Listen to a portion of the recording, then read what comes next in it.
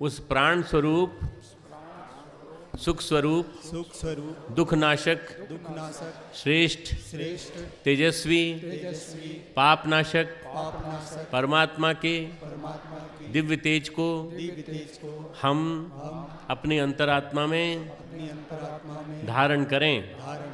वह परमात्मा जो देव स्वरूप हैं हमारी बुद्धि को श्रेष्ठ मार्ग की ओर ले चलें। ओम भूर्भुवः स्वः तत्सवितुर्वरेण्यं भर्गो देवस्य धीमहि धियो यो नः प्रचोदयात्।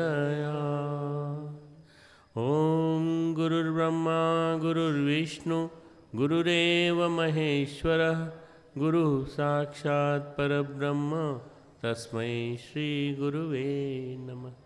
अखंडमंडलाकारं व्याप्तं येन चराचरं तत्पदं दर्शितं येन तस्मै श्री गुरुवे नमः। मातृवत् लालयित्री च पितृवत् मार्गदर्शिका नमोस्तु गुरुसत्तायै श्रद्धा प्रज्ञायुता च या श्रद्धा प्रज्ञायुता च या। हमारे गुरुदेव और वंदनीय माता जी की सूक्ष्म उपस्थिति में सभी देवी स्वरूपा बहनों, देवतुल्य भाइयों, शक्ति स्वरूपा माताओं, प्यारे प्यारे बच्चों, सभी दूर दूर से आए हुए झाबुआ नगर के और झाबुआ के आसपास के कार्यकर्ता भाइयों बहनों।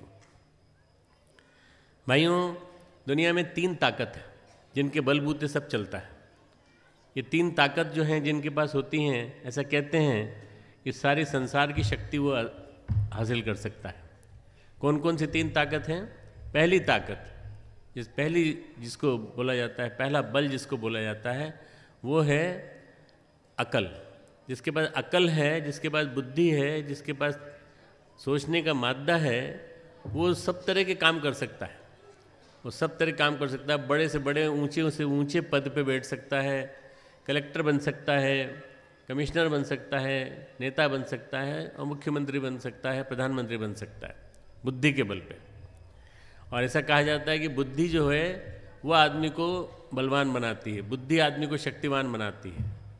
एक बल ये वाला। पर यही बुद्धि अगर गलत दिशा में चली जाए तो, यही बुद्धि अगर गलत दिशा में चली जाए तो कोई वकील किसी अपराधी को, किसी ऐसे व्यक्ति को जिसने कि गलत काम किया है उसको सज़ा से मुक्त करा देता है और खुला छोड़ देता है। यही बुद्धि जो है घोटाले रचती है, यही बुद्धि जो है भ्रष्टाचार कराती है, यही बुद्धि कई तरह के गलत काम कराती है। तो बुद्धि का सही उपयोग आना वो ज़्यादा ज़रूरी है। अगर वो नहीं आया तो फिर कोई फ़ायदा नहीं। तो सबसे पहले तो बुद्धि होना ठीक है, पर बुद्धि के साथ साथ बौद्धिक बल के साथ साथ ये भी जानना ज़रूरी है कि इसको कैसे उपयोग में लाना, किस काम में उपयोग में लाना, कहाँ लाना। एक डॉक्टर होता है तो वो ये विवेक भी रखता है कि मेरे पास जो बुद्धि है उसके हिसाब से मैं अपनी सर्जरी कर सकता हूँ, मैं चीरे फाड़ी करके मरीज को रोग से मुक्त कर सकता हूँ, पर कैसे करूँ? इसके पास तो पैसे नहीं है। उस समय उसकी बुद्धि में पैसा नहीं आना चाहिए, उस समय उसकी बुद्धि में संवेदना आना चाहिए।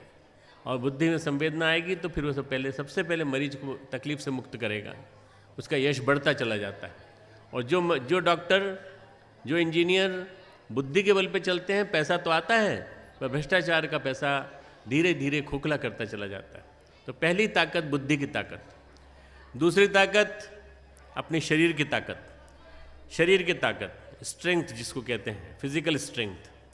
खूब ताकत हो जिसके पास, वो ताकत, जिसकी लाठी उसकी भैंस, जिसके पास ताकत है वो सब कुछ कर सकता है, अपने लठेतों के माध्यम से पिटवा सकता है और दुनिया भर में गुंडागिर्दी का साम्राज्य स्थापित कर सकता है।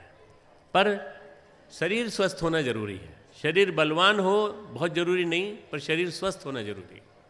स्व में स्थित, अपने अंदर में स्थित जो हो वो स्वस्थ। तो स्वस्थ व्यक्ति यदि है तो स्वस्थ व्यक्ति अपनी रक्षा कर सकता है और अपने धर्म की रक्षा कर सकता है। ये कहा गया है कि सबसे पहले धर्म है अपने शरीर के स्वास्थ्य की रक्षा करना, अपने स्वास्थ्य को सही बनाए रखना।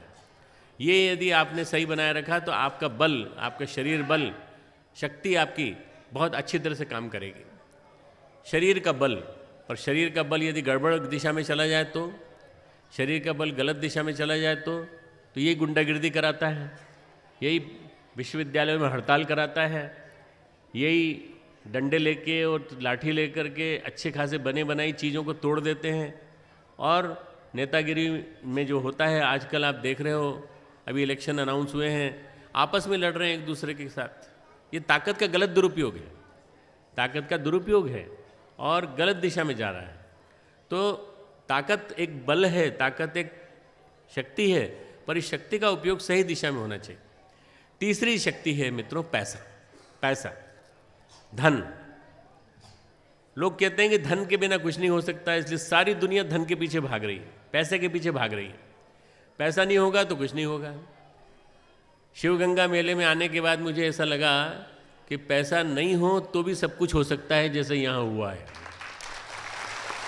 आप मेरे यहाँ आएंगे गायत्री परिवार में तो वहाँ आपको लगेगा इतना बड़ा जो अरबों रुपए का संरचना खड़ी हो गई।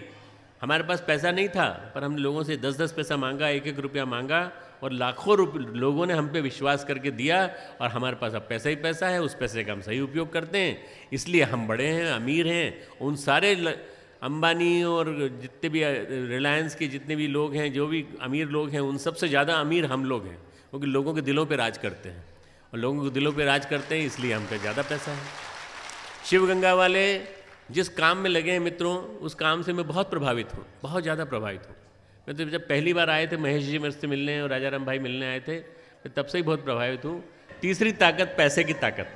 पैसे की ताकत, लोग पैसे की ताकत के पीछे मारे मारे फिरते हैं, और पैसा आदमी को भ्रष्ट बनाता है। अभी सारे प्रदेशों में सारे बड़े बड़े अधिकारी पकड़ में आ रहे हैं, क्योंकि भ्रष्टाचार पकड़ में आ रहा है। और आने वाले 3-4 साल में देखना आप, न जाने कितने लोगों की पोल खुलेगी, और देखने में आएगा कि लोगों का सारा के सारा जो गलत पैसा जो उन्होंने लगाया था, वो गलत पैसा निकल के आ रहा है। ये गलत पैसा अच्छे काम में लगेगा। फिर किसी को तकलीफ दे करके, कष्ट दे करके उसके पैसे को लूटना, ये कोई ताकत नहीं है, ये कोई शक्ति नहीं है। पैसा वो जो भगवान के काम में लगे, पैसा वो जो आपके खुद के परिवार के विकास में लगे, आपके खुद के विकास में लगे। पैसा जब ज़्यादा आता है तो व्यसन बन जाता है। शराब पीता है आदमी, बीड़ी पीता है, सिगरेट पीता है, चिलम पीता है, दुनिया भर की चीज़ें पीता है, और अपने शरीर को नष्ट कर देता है। पैसा आया और रुक गया घर में, तो बच्चे हमारे खराब हो जाते हैं, बच्चे बर्बाद हो जाते हैं, और हमारी पूरी पीढ़ी बर्बाद हो जाती है। मित्रों, रावण के पास ये तीनों ताकत थी। रावण के पास बल भी था, रावण के पास ज्ञान भी था, पंडित था, और रावण के पास पैसा भी था, सोने की लंका थी। फिर रावण का वंश क्यों नष्ट हो गया, ये बताओ। आप बताओ, रावण का वंश क्यों नष्ट हो गया? क्योंकि गलत काम में फंसा था, गलत काम में लगा था। उसके पास संवेदना नहीं थी। चौथी शक्ति संवेदना। चौथी शक्ति दूसरे का दर्द समझना। चौथी शक्ति दूसरे का दर्द, अपना दर्द समझना। चौथी शक्ति ये कि हम अगर दूसरे का दर्द समझते हैं, दूसरे का तकलीफ समझते हैं, तो हम उसके लिए काम करेंगे। चाहे उसके लिए हमें शक्ति लगानी पड़े, चाहे हमें बुद्धि लगानी पड़े, चाहे हमें अपने पूरे के पूरे पैसे को लगाना पड़े। मैं 27 साल का था, और 27 साल की उम्र में मेरे गुरुजी ने मुझे बुलाया और कहा, तुम क्या करोगे पैसा कमा कर? मैं डॉक्टर था, एमडी था, और अच्छी तरह से कमा रहा था। अमेरिका जा रहा था, अमेरिका जाने से रोक दिया, सब तरह के काम करने से रोक दिया, पढ़ने से, आगे पढ़ाई करने से रोक दिया। उन्होंने कहा नहीं, भगवान का काम करो। भगवान का काम क्या करो? बोले मेरे पास आ जाओ। मैं उनके पास जाके बैठ गया, और उनके पास जाके बैठने के बाद उन्होंने जो बना दिया वो आज आपको दिख रहा है। इतना बड़ा परिवार खड़ा है, और इतना बड़ा परिवार बना हुआ है। ये उस संवेदना की शक्ति की वजह से है, चौथी शक्ति की वजह से।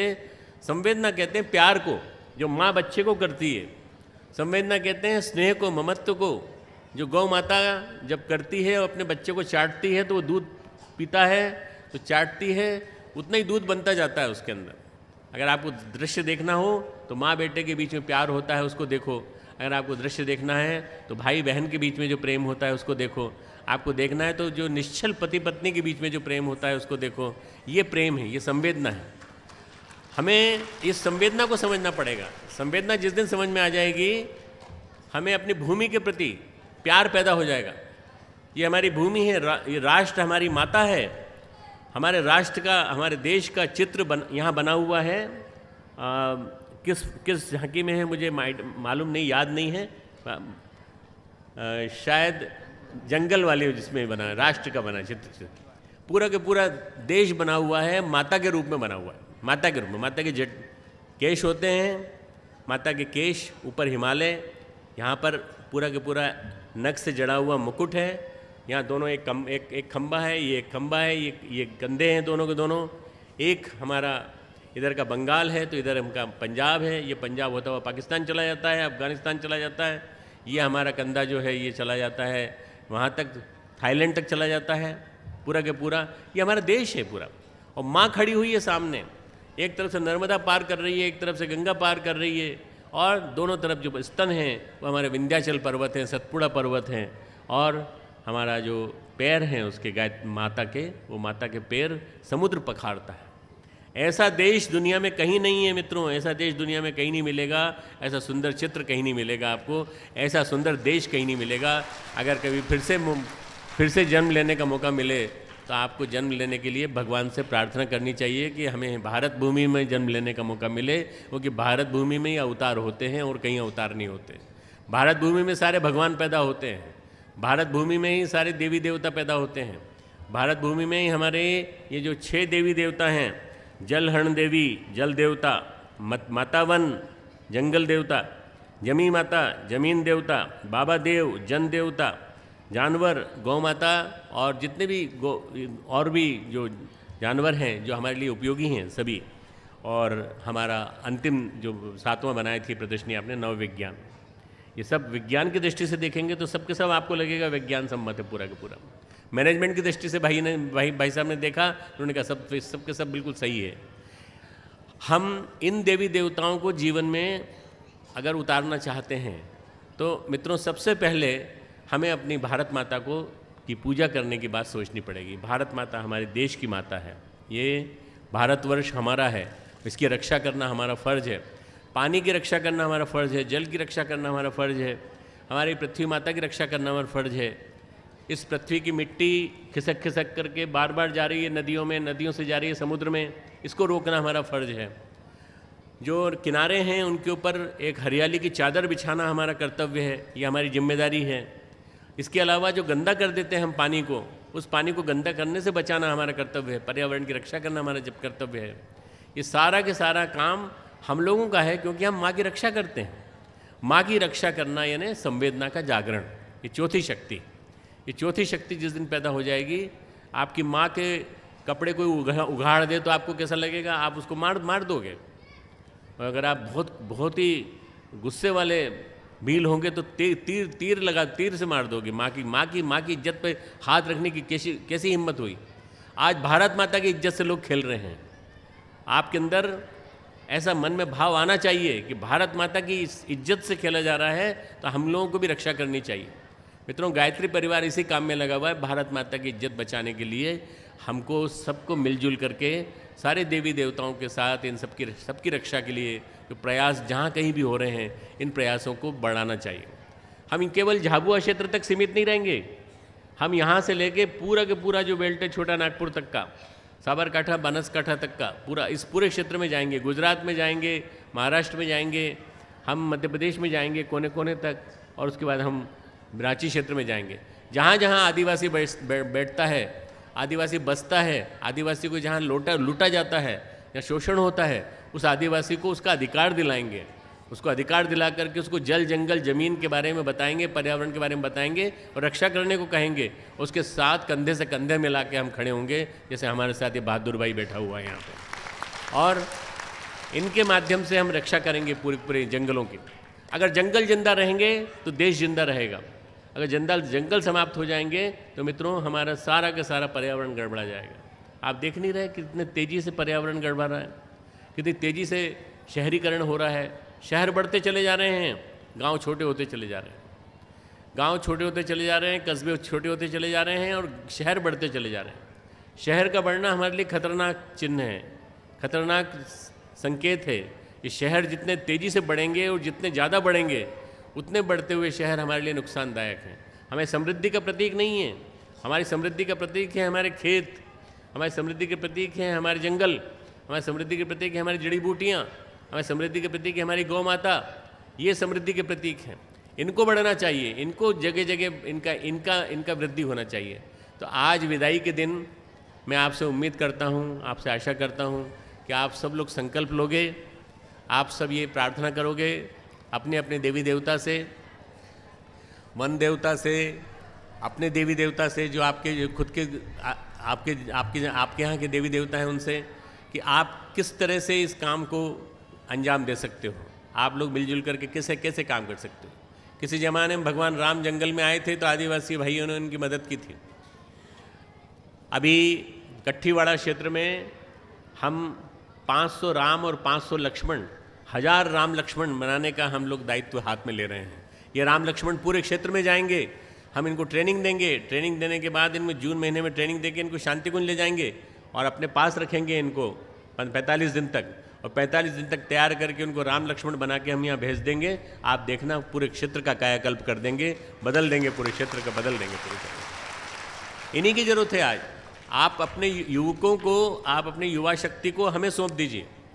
आपके युवा शक्ति को किस तरह से प्रशिक्षित करना, ये हम और आपका जो शिव गंगा अभियान है, दोनों मिलकर के प्लान करेंगे। और ऐसी प्लानिंग करके मनुष्य को बनाने का अभियान, मानव निर्माण अभियान, गायत्री परिवार का एक ही नाम है, मानव निर्माण अभियान, मनुष्य को बनाने का अभियान।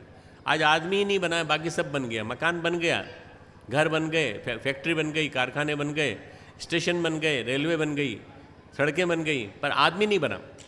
आदमी का बनना बहुत ज़रूरी है। इसलिए मनुष्य को बनाने के लिए, नया मनुष्य बनाने के लिए, नया ज़माना लाने के लिए, सतयुग लाने के लिए, जिसकी बात हुई अभी कि सतयुग कैसे आएगा, सतयुग आएगा धरती पर सतयुग में जीने वाले आदमी बनाने के बाद। ऐसे आदमी जो सतयुग में रह सकें, ये तो सतयुग में रहेंगे और वही कलयुगी काम करेंगे, गलत काम करेंगे। ऐसे आदमी नहीं होना चाहिए। अब बहुत ज़माना बीत गया जिसमें गंदा समय निकल गया हमारा। अब आने वाला समय, आने वाले 4000 साल तक का सतयुग का समय है। आने वाले 4000 साल तक सतयुग का समय रहने वाला है। और उस सतयुग के लिए बहुत दिनों से इंतजार चल रहा था। उसके लिए महापुरुष आए, स्वामी विवेकानंद आए, रामकृष्ण परमहंस आए, परम पूज्य गुरुदेव आए हमारे।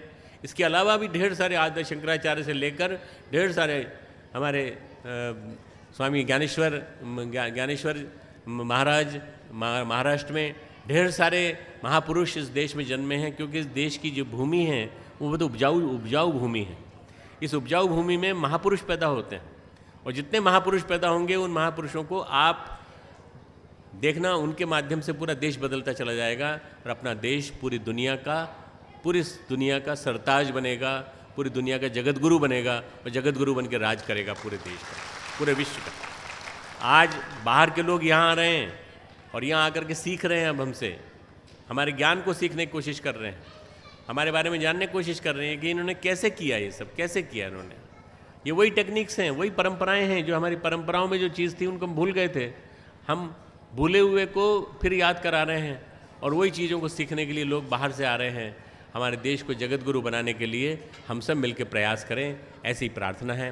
मैं समझता हूँ कि आज ये अंतिम दिन, 5 दिन का मेला, आखिरी दिन, मैं 2 दिन यहाँ रहा, मुझे बहुत अच्छा लगा। मैं फिर से बार बार आना चाहूँगा और आपके बीच में रहना चाहूँगा। आपके बीच में रहकर मैं चाहूँगा कुछ न कुछ हम करके दिखाएं, आपके साथ मिलकर। किसी ज़माने में, बचपन में, जब मैं 17-18 साल का था, मैं पढ़ रहा था मेडिकल कॉलेज में, तब मैं कट्ठीवाड़ा आया था। कट्ठीवाड़ा में 4 दिन रहा था। और कट्ठीवाड़ा क्षेत्र में पिताजी मेरे जज थे और एक एसपी साहब थे जो हमारे परिचित थे। हम लोगों ने मिलकर पूरे जंगल घूमा था, पूरा देखा था मैंने, कैसे काजू पैदा होता है, कैसे बड़े बड़े, इतना बड़ा बड़ा 5-5 किलो का आम पैदा होता है, ये मैंने देखा है। मेरे पिताजी झाबुआ में भी डिस्ट्रिक्ट जज रहे और यहाँ पे भी जिला जज, जिला न्यायाधीश रहे। यहाँ भी मैं रहा हूँ।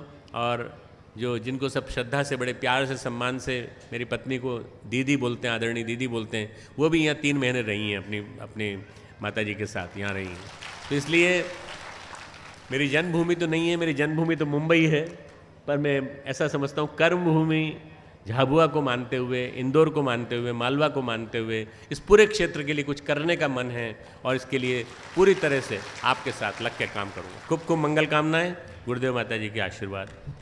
परम पूज्य गुरुदेव जी महाराज की, परम पूज्य गुरुदेव जी महाराज की। आज ही 7-8 महीना पेलखा परम पूज्य गुरुदेव जी ना आवानी तारीखें तय થઈ ગયેલીઓ तेरे थे लेन हाल तक हमुन भी यह समक लागते ले कि केम था है व्यवस्था के भी हो इहुना नियम केवा रहे उन्हीं पूजा पाठ रेवानु समक लागते ले पर आपड़ा झाबुआ अलीराजपुर जिला ने जो जिला समन्वयक टीम से माननीय वर्मा जी, संतोष जी वर्मा, माननीय सक्सेना जी, माननीय विनोद जी जायसवाल, आप तीनों ने समय समय पर हमको पूरा सहयोग और मार्गदर्शन दिया। आपके द्वारा ही ये देव मंच की स्थापना की गई। ऐसे सारे आयोजन परम पूजनीय गुरु जी के आने को लेकर हम जो को जानकारी नहीं थी उन सब ने हमको सहयोग किया। मैं शिवगंगा परिवार की ओर से आपको बहुत बहुत धन्यवाद देता हूँ। सबको राम राम। ये ग्राम समृद्धि मेला 5 से स्टार्ट हुआ था। उसमें हर आने वाले व्यक्ति को हम लोग बोलते थे कि आप उधर से झांकी देखना चालू करना, फिर इधर से उधर समापन करना। जब वो व्यक्ति बोलो भारत माता की, झाबुआ धर्म क्षेत्र की, जब 5 तारीख से लोग आना चालू हुए तो यहाँ प्रदर्शनी संचालन करने वाले लोग बताते थे कि भाई साहब आप उधर से देखना चालू करना और देखते देखते ऐसे जाना, ऐसे जाने के बाद ऐसे जाना, यूँ बोलते थे। जब वो पूरी प्रदर्शनी देखने के बाद में हम लोग उनको पूछते थे भाई साहब आपको कैसा लगा, हम लोग पूछते थे भाई साहब आपको कैसा लगा, तो वो देखने वाला बोलता कि ये तो बहुत अच्छा लगा। तो फिर हमने बोलते भी यार बहुत अच्छा लगा तो क्या लगा, बोले कि हमको जो जानवर वाली प्रदर्शनी है उसमें जो बकरियां बंधी है उनको हम आसानी से पाल सकते, उनका जो पालने का तरीका हमने सीखा, हमने जो समझा वो बड़ा अच्छा है, ऐसा करके बोलते और वो बहुत अच्छा लगा। और मैं इतना ही कह रहा हूँ।